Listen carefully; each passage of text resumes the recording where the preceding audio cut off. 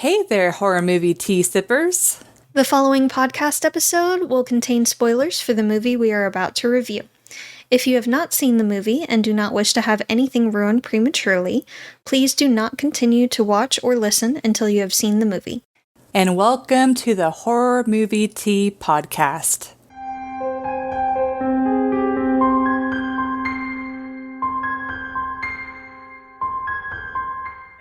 Today we are covering Hellraiser from 1987, but we have a special guest. We have Keith, also known as Bored Now on YouTube, joining us today. He does movie reviews as well as TV series. So, hi, Keith. Yeah. Hey, Alyssa. Hey, Jess. Thanks for having me. Yes, of course. But before we go into the review, let's grab our cups and talk about tea. So, we always like to let our guests go first. Okay. So what tea are you drinking today? Okay. I've got a tea from the Good Earth brand from California, which is like a green tea, and it's Moroccan mint. Oh. So I'll hold it up there so you can see. I think you... Very fancy. So it's basically like peppermint and various stuff like that. And yeah, said to be dates back to 1970s California. So it says you got no chance of coming out boring if you were born in 70s California, apparently. So that's pretty cool. It sounds pretty cool. That's a pretty bold claim. It really is. I mean, they're not wrong. So that's what I've gone with. Cool. Sounds nice. Well, I went with the Plum Deluxe Garden Grove green tea. It's got green tea, jasmine flowers, rose petals, dried cherries, and vanilla essence. And as we have had to say in the last few episodes, it is an affiliate. But thank you, Plum Deluxe, for allowing us to continue doing what we love. Yes. And I am also on the mint wavelength here. So I went with Bigelow's Perfectly Mint tea. Oh, you always go for that one. I do. It's one of my favorites. It's just black tea and spearmint. But honestly, like, that's all you need sometimes. Just tea and mint. It does help with allergies, though. It does. And my allergies, as you could probably tell, are crazy right now. There's just so much pollen in the air. Yeah. Yep. But for our tea sippers out there, brew yourself a cup of tea, sit back, relax, and we hope you enjoy the review. So, Hellraiser, specifically from 1987. Don't get confused from the newer one. This is the original, the OG. But it's about this husband and wife move into this house, and the woman discovers that, well, essentially the husband like cuts himself, and the wife later finds in the attic her deceased brother-in-law, Frank, who she also cheated with her husband. How do you... Cheated on her husband. Cheated on her husband. Like how do you words? How do you language? And then... but anyway, so Frank convinces her that to give him sacrifices so that way he can regenerate. And so he's regenerating, and he gets to a point where where her daughter or stepdaughter, Christy, goes into the attic and finds out about Frank. And so she steals this puzzle box and accidentally unleashes the underworld, pretty much. And she goes to show them Frank, and chaos ensues. But Christy makes it, so that's what's important. But oh man, this one's gonna be this is a lot. So for entertainment, I would rate this one honestly a 7. I will be honest that when I saw this movie years ago and I didn't really appreciate it that much. I kind of thought it was a dud. I'm like, why do people like this movie?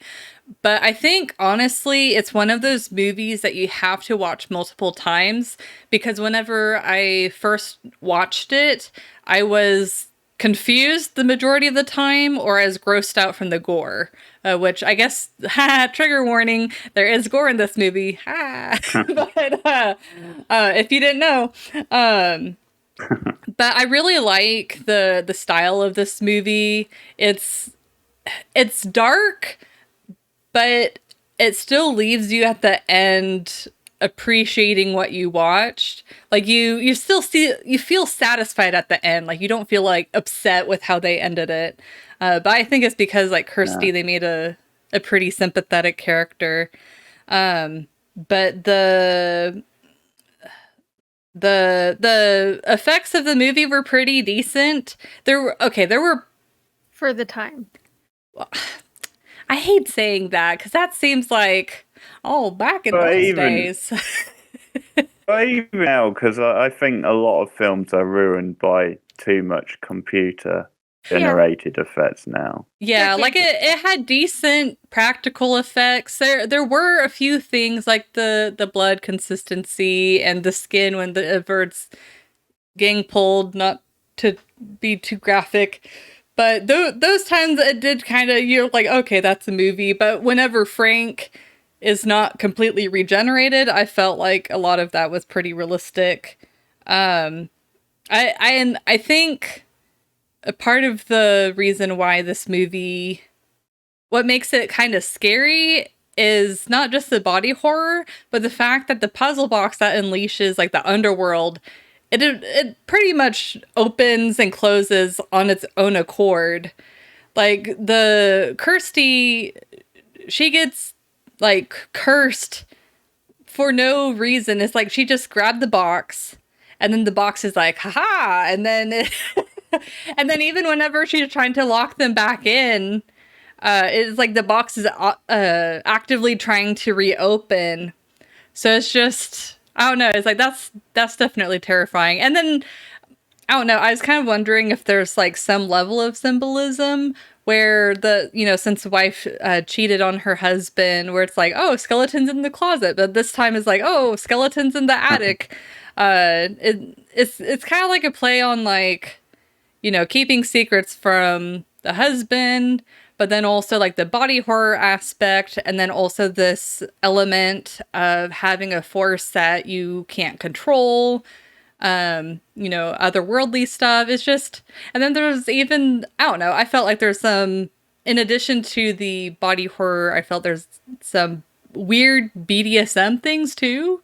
Oh, yeah. Yeah. And then the movie, I was talking with them after, it's like, it feels like, it does feel kind of like an early Gothic type of movie where I feel like a lot of outfits in the 90s might have been inspired by some of the clothes. But yeah, it's like, I don't have a whole lot to say because it is a movie that I have to digest a bit. But I did watch it multiple times. This was my second time watching it in a matter of several years. It had been a while. But I definitely, if you haven't watched it, I recommend. I feel like this movie needs maybe a little bit more love. So,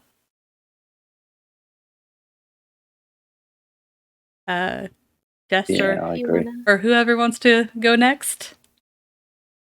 Jess can go. Okay. So, I'm gonna give it a 6.5 for entertainment. Oh. Like it's decent. It has actually gone up, in my opinion, after a few watches.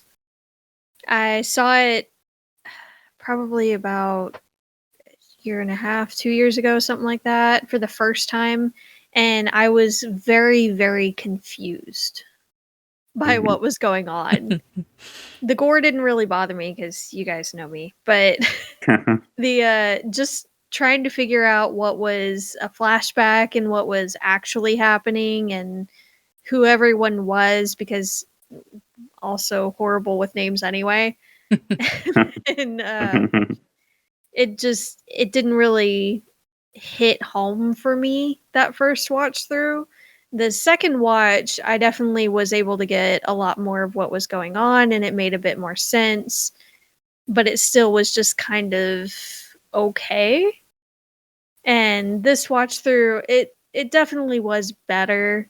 You do get more from it the more times you watch it, Mm-hmm. and you're able to notice different things. Like we noticed a mess up. Of course, they have to bring that up. I love doing that though. Like I love those. So when the monster is coming at Christy in the hospital, if you look down toward the bottom of the screen, you can see that it's on some kind of like rolling cart apparatus. But they never show it again after that. So they realized it later on and fixed that issue. But little things like that, it's kind of cool to notice that after watching it a few times, because I definitely didn't notice it the first couple of watches. It was just this time that I was like, wait a minute.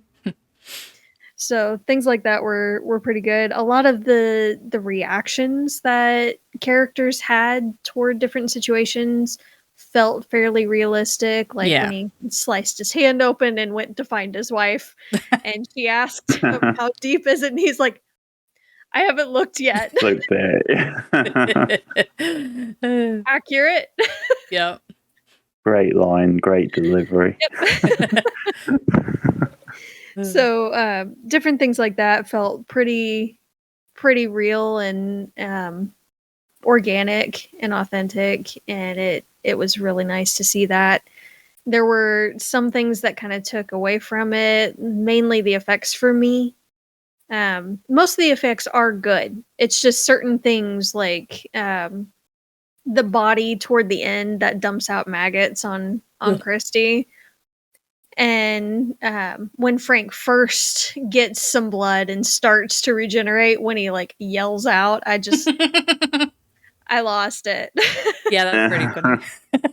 And it kind of takes you out of the movie setting because you're just laughing too hard. So I feel like there are things that could have been stronger with it, but other things that they did pretty well, and it is definitely more of a slow burn kind of a movie. So it could potentially go up in rating down the line with a few more watches, but for now, for me, it's a 6.5. That's cool. Okay. I can't be too mad then. Solid scores. Okay. So as I was saying before, I've actually read the book, which is by the director, Clive Barker. Hellbound Heart is called. I think that's quite rare to actually adapt your own book and actually direct it. I don't think that happens too often. So no, that's it's quite pretty cool. rare. Yeah, and I think he does a pretty solid job. It's yeah, and one thing just to add to something Alyssa was saying about the SMN kinky stuff is that comes from Clive Barker himself, because he actually has he had an interest in that stuff in his own life. So that makes a lot of sense. Makes a lot of sense. He actually wanted to put that front and center in the film, and it's sort of freaky, and there's a lot of like allusions to it with. Because the whole idea behind the Cenobites is that they're torn between good and evil, between heaven and hell. And so there's a lot of like metaphor stuff going on with like pleasure and pain. Yeah. Which sort of links to that sort of sexual type thing. So I remember it delves more into it in the later movies. Okay, that's cool. Yeah, so that's something I liked a lot about the film, how thematic it was. So yeah, this has gone up for me because I already liked it. I'm a big fan. I think it's a cult favorite of mine, and for entertainment, I'm going to give it 9 out of 10. I think this is, for me, it ticks a lot of boxes of what an ideal horror is, like an ideal cult horror, very gothic, like you said, really cool, practical, like creature design, very sort of fleshy, and they do some creative things with it, which I think can be an advantage of doing it practical as well. Is like it's up to a point it looks realistic, but also there's room to experiment and, not maybe look too realistic sort of thing. I think it's quite grounded as well, like the premise and the start of it, like the characters. I think it's quite smartly plotted. I quite like how they set up in one scene that Julia is actually not Kirsty's mother, but her stepmother, and then how they return to that later on. Well, sort of in the sense you can then, because I think part of the suspense of the movie is she actually going to sacrifice Kirsty, or will she turn on Kirsty? And I think it adds to that more because she's not like actually her mother, so you sort of think she's a bit more likely to maybe turn on her later. So I like the overall metaphor with like Julia, how it's almost like even though she's being manipulated and stuff through Frank and stuff, I think they sort of go for this idea that she has like evil in her and she is like an animalistic sort of thing and ruthless. So it's almost like if she didn't have that in her.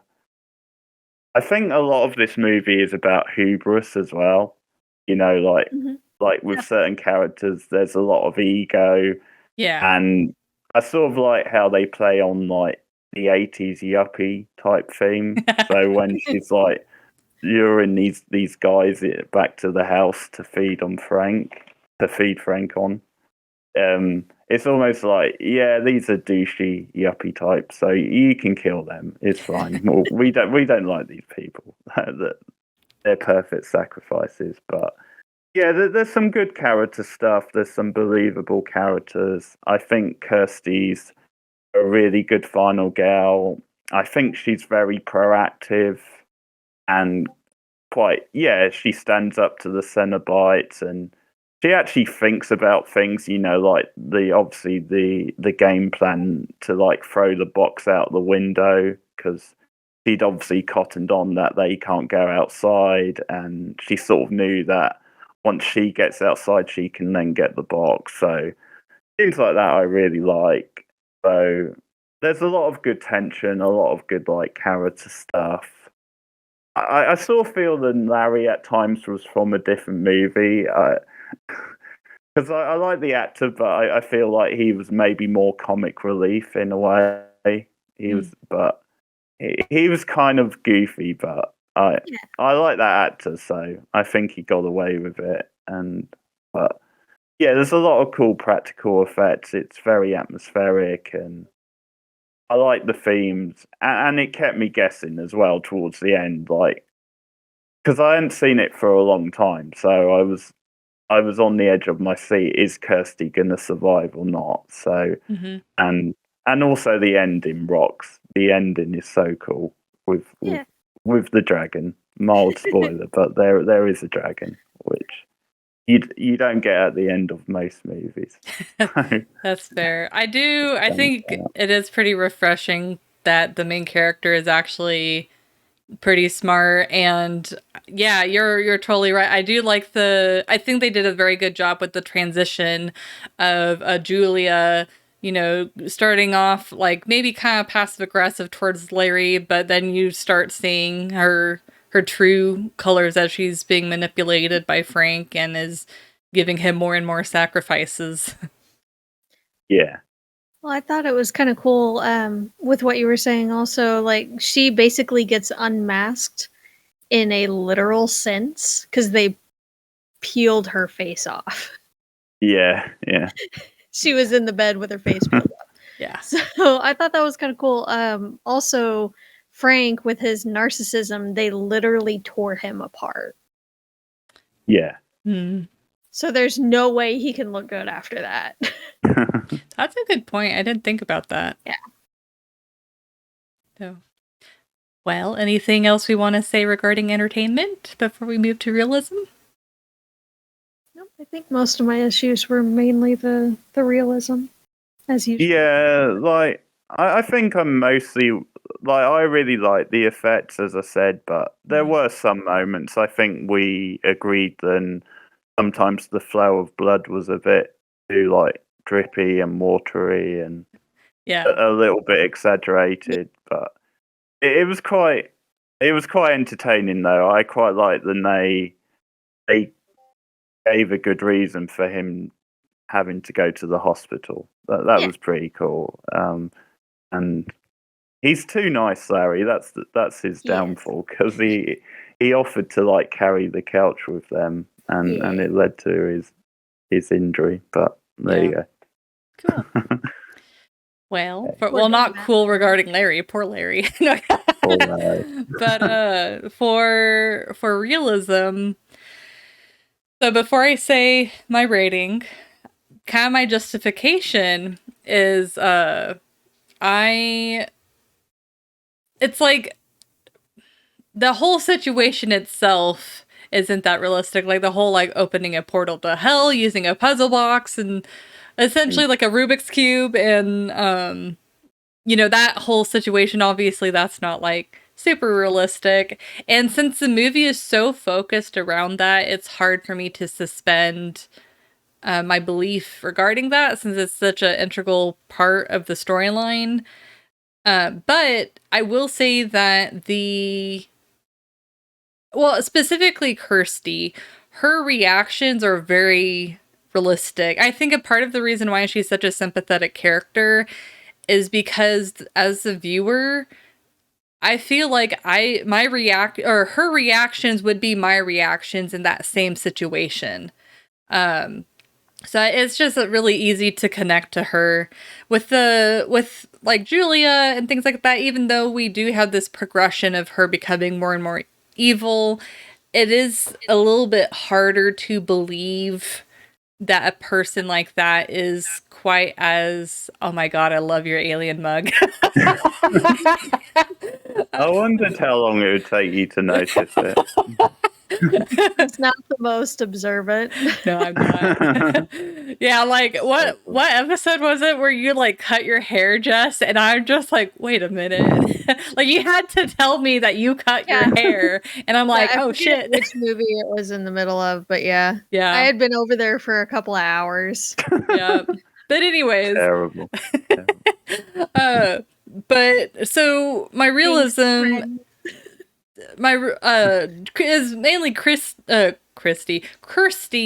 that held up the realism a little bit more for me. So I will personally give this a 3. I hate harping on the effects because I feel like the effects themselves are more entertainment. Now, like the actual like lacerations and things like that, that's more in the realism. But I will give this movie props. The fact that it's like as Frank is regenerating, me and Jess were like, wouldn't he be in like a lot of pain? Because he's essentially just like a skeleton with like little bits of flesh and stuff in the beginning. And then finally, later down the line, he mentioned, oh, my nerves are coming back. I'm starting to feel pain. And then even further later, you see him smoking a cigarette and he mentions, oh, it's nice to taste again. So I definitely give this movie props for adding those types of details because it really does add to the realism, especially when the viewer is wondering that type of stuff. I mean, we might just be really weird viewers, but I can really appreciate them like adding little details like that don't really matter, but kind of flesh out, pun intended, the lore Genius. Of the realism. I agree. We need to get to the meat of it. Oh no, it's one of those episodes. Oh. Well, spill the tea. What would you give it? I'm gonna have Keith go first on this one. Uh-oh. Okay. Okay, I'll go a little bit higher. I mean, it is hard to judge realism wise. I think it's reasonably grounded, like I said, and a lot of the reactions are pretty good. So I'm gonna go about middle of the road. I'll go about 5.5 for realism. I feel there's certain things I think Frank was too naive to sort of cotton on, and obviously, like I think Julia was quite smart a lot of the time. She obviously brought the guys home during the day and stuff, but obviously there's so much shit going on in that bedroom or wherever that room was in the house, and yeah, you just feel after a certain while he would have cottoned on a bit, and it was just a bit too naive. But I guess part of that was like his infatuation with her, and that's obviously something they played on in the movie.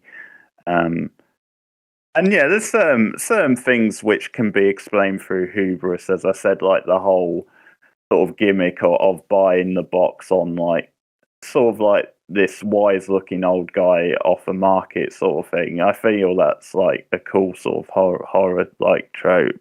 But yeah, there's certain moments I think in general, like I think Kirsty, who generally is very quite smart and proactive, and you root for her, but like her and her boyfriend, who isn't like the sharpest knife in the drawer sort of thing, he they have a dumb moment where they think they've got out the house and they actually choose that moment to hug, which is really stupid. They should have made that final step outside, Yeah. because once you're outside, you're safe for sure. So yeah, that was a little on the naive front. Again, I guess that's sort of like a horror trope. I don't know if this class as realism so much, but it annoyed me a bit how stereotypical those like removal men were. Like just how sort of leery they were, and just sort of how sweaty and stuff, and just they were rude. They were like asking for beer. You should wait to be offered and stuff. So they were kind of like stereotypical. I think there was also a class thing going on with them because, Julia, who normally isn't afraid to like pull it about, she actually like turned her nose up at them. So I sort of feel like she was like the more middle class character looking down at like the working class with that stuff. Um, I think, I think that is mostly it. As I said, I think at times with some of the gore scenes, the blood was a bit too exaggerated, and they exaggerated the level of like the wound and stuff. But I mean, that stuff still looked pretty good to like watch. And yeah, I think that's mostly. There's a few things that do let it down a little bit with like realism, but I think overall the characters' reactions were pretty solid, and Kirsty is someone we rooted for. So some of it is just like, I guess, typical horror stuff where sometimes they just, for the sake of the movie, they have to like play with the box a bit more or something. But Kirsty was quite smart with that. She sort of cottoned on to what she needed to do. I did wonder if like the final sort of bit when she knows what's going on and she goes back to the house. I mean that's sort of putting her in harm's way, and I sort of wondered if she could come up with a better plan, but I guess it's quite tricky because that was part of the deal in a way. Then they wanted Frank, that being the Cenobite. So, but just small stuff like that. Overall, I think it's pretty solid. Yeah. I didn't think about the classism stuff that you mentioned, but yeah, I think that is a good point. Yeah. What about you, Jess? So this one was kind of difficult on the realism scale for me to judge, just because the There are some scenes where the effects themselves are so good and pretty realistic, like the lacerations on Frank's face, quote unquote, when he's wearing Larry's skin. That looked pretty realistic. And there were several scenes like that, but then there's others, like when he first came back to life, where it just looks kind of funny, honestly. Not gonna lie. It looks like or a when mummy. the skin, yes, and when the skin's being stretched and it looks like a completely different texture than it should be. And some scenes the blood actually looks fairly realistic, and other scenes where it's like super watery and very red, like it's not the right color. So they're a little inconsistent with it, I feel like, and I think that's part of my issue. Because if you're going to be really, really good on some scenes, why not do that everywhere? Like through the whole movie. I mean, it could be limitations with like materials and things like that. Or it budget. Could be, but then just scale back some of it, you know? That's fair. I guess, yeah, I think for me it's not like a big issue because it fits in this sort of movie, and I think obviously although it is in some ways like a full-on scary movie, in other ways I think it is meant to be like a little bit of a B movie and quite campy as well. But most likely, and it is for the most part visually pleasing. It just doesn't, to me, it kind of takes me out of the setting. Yeah. But I'm also the one that's like, I need it to be real. So again, just my opinion on that. Yeah. I can see her really falling for a guy like Frank, but staying with Larry just because Frank is kind of a free spirit, I guess, where he just goes off and does his own thing. But as soon as she gets the opportunity to get with him again, she takes it. That kind of situation, unfortunately, happens all the time. Realism or not, like, it happens. I did have questions about where she put the bodies, but then thinking about it, that was one of the issues that I had with the effects, is they showed one of those bodies in the attic that spilled out maggots all over Kirsty or whatever her name is. And I'm not sure why there were so many maggots coming out of that body. It had only supposedly been like a day or two. Yeah. Maybe it had been a week, but it just didn't seem quite right. Like, I feel like it was more of a shock factor kind of thing at that point. Probably, yeah. And a gross out factor than actual realism there. Well, plus, like, a fly would have to be able to be in. I mean, houses typically, like, on a rare chance, will have, like, maybe one or two flies.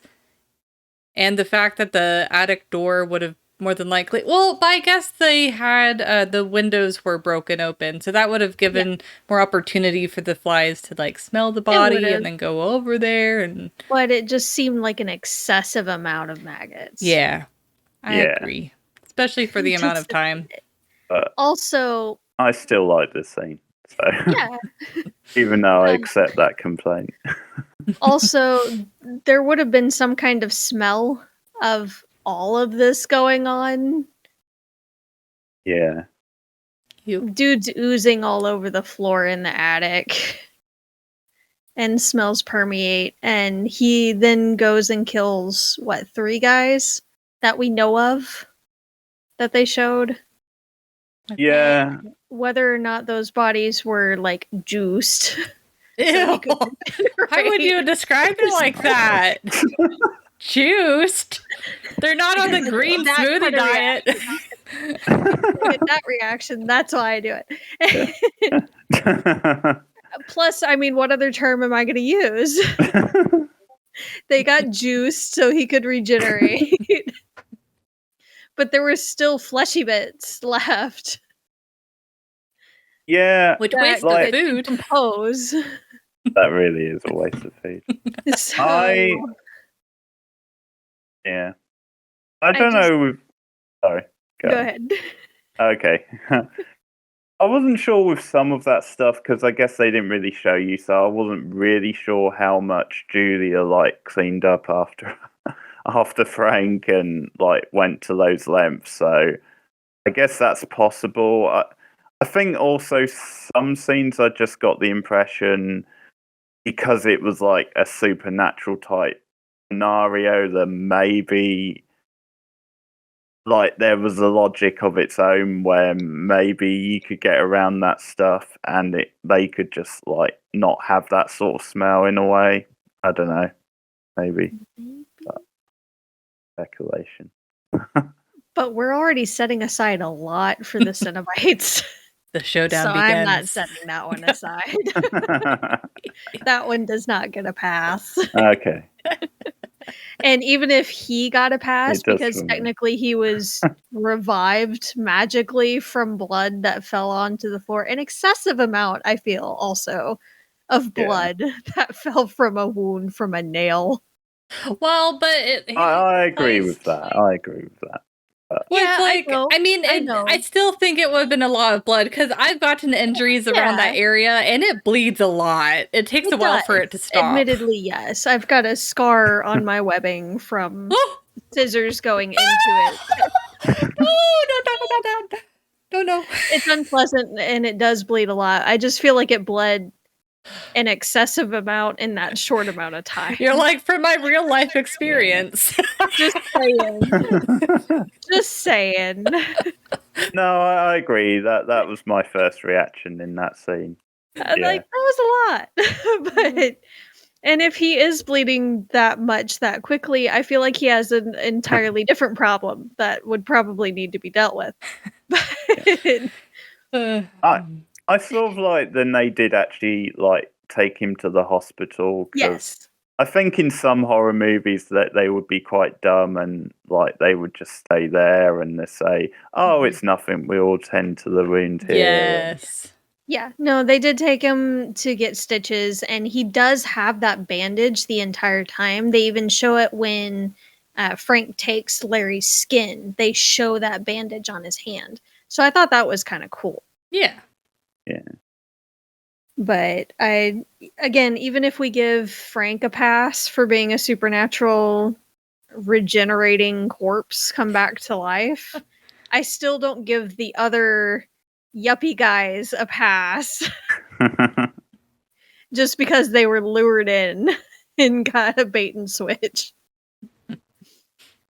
Okay. So I also don't feel like the hospital scene was very accurate.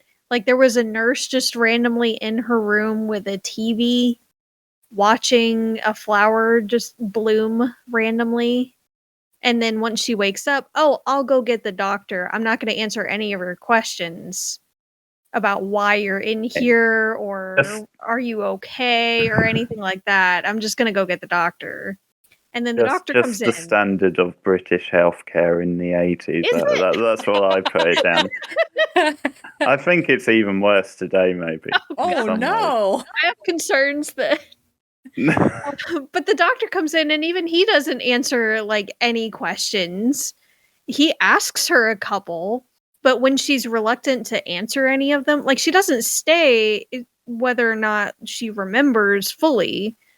She just kind of clams up and is like, I don't know you. I don't know what's going on. I don't want to talk. Is kind of the reason she gave. And then he leaves. And I feel like in that kind of situation, there likely would have been police involved and probably would have come into the room and asked her some questions about, you know, why she had blood on her and why she was carrying a random box and was unresponsive. Yeah, kind of.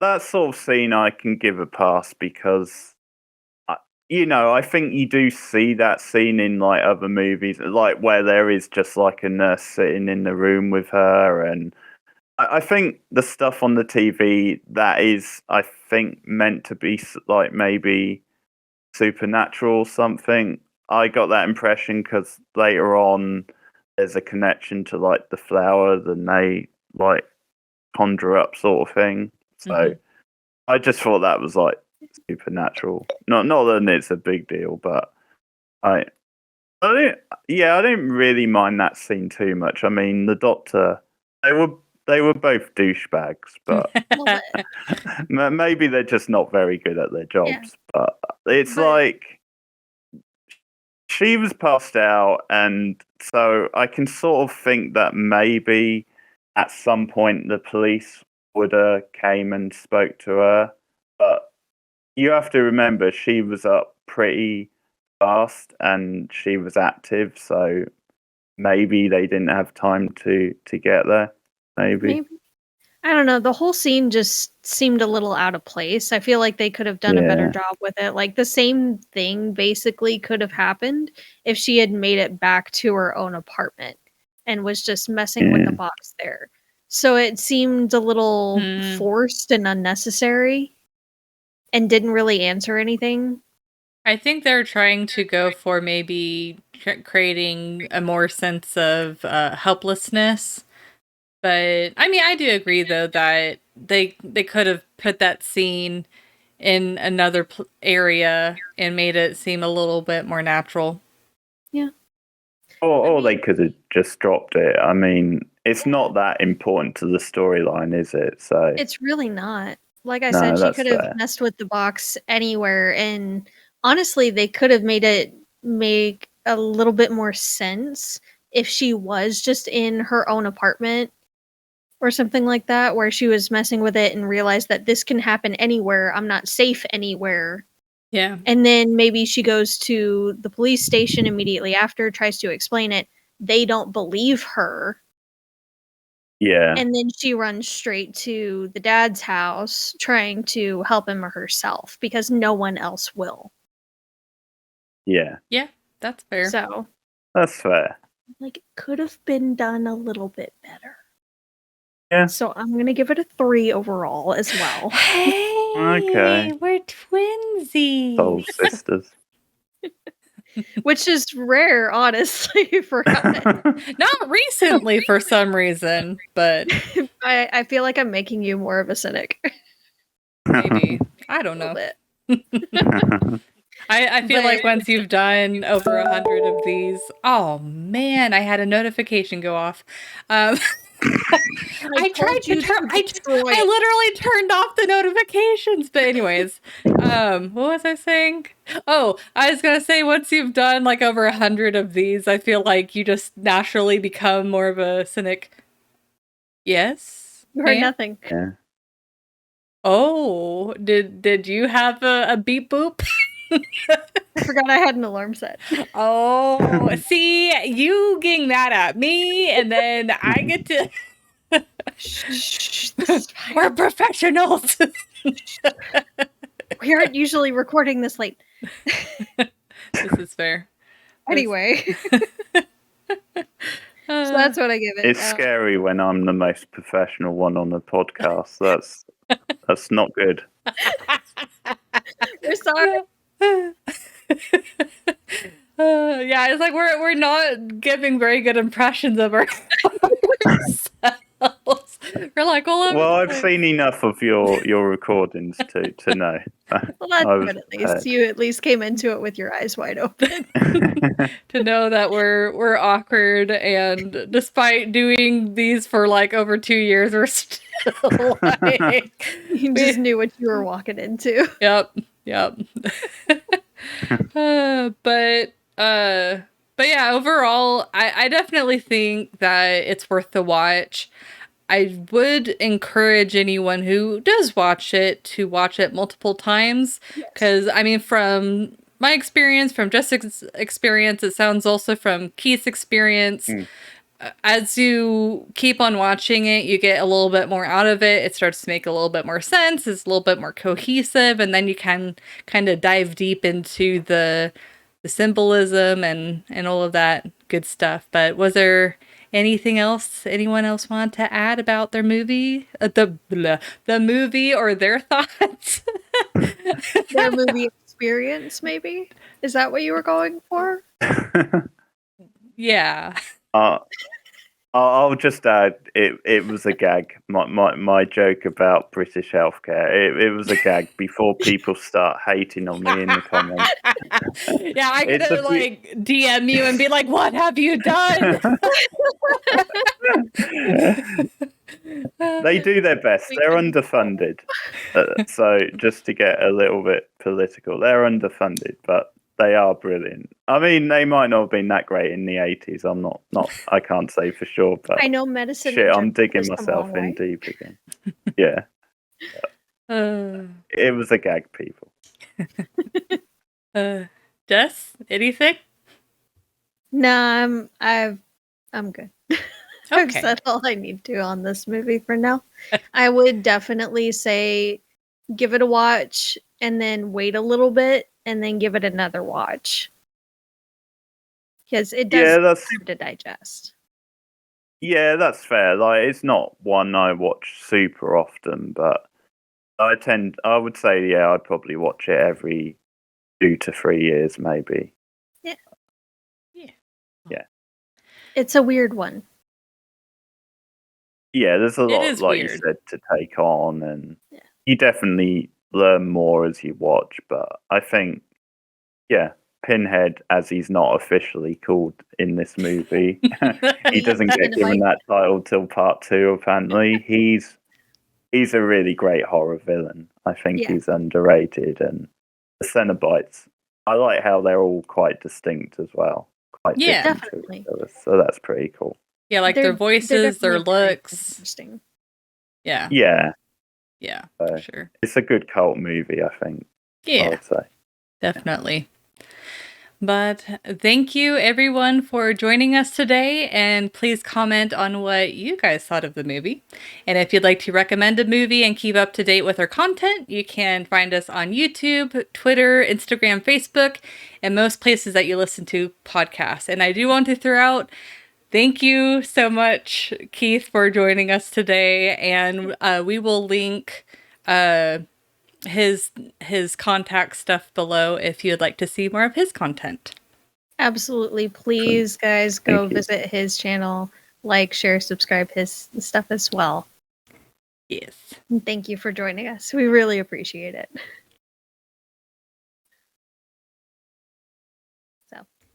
And if you'd like to support our podcast monetarily, we do have a Teespring available. We also have our affiliate link for Plum Deluxe down below. No pressure. It doesn't change the price if you use our link or anything like that. It just supports the podcast a little bit. We get a small commission from it. And all of those links that we mentioned will be linked down below. And until the next time, guys, stay safe and stay spoopy. Bye. Bye, guys.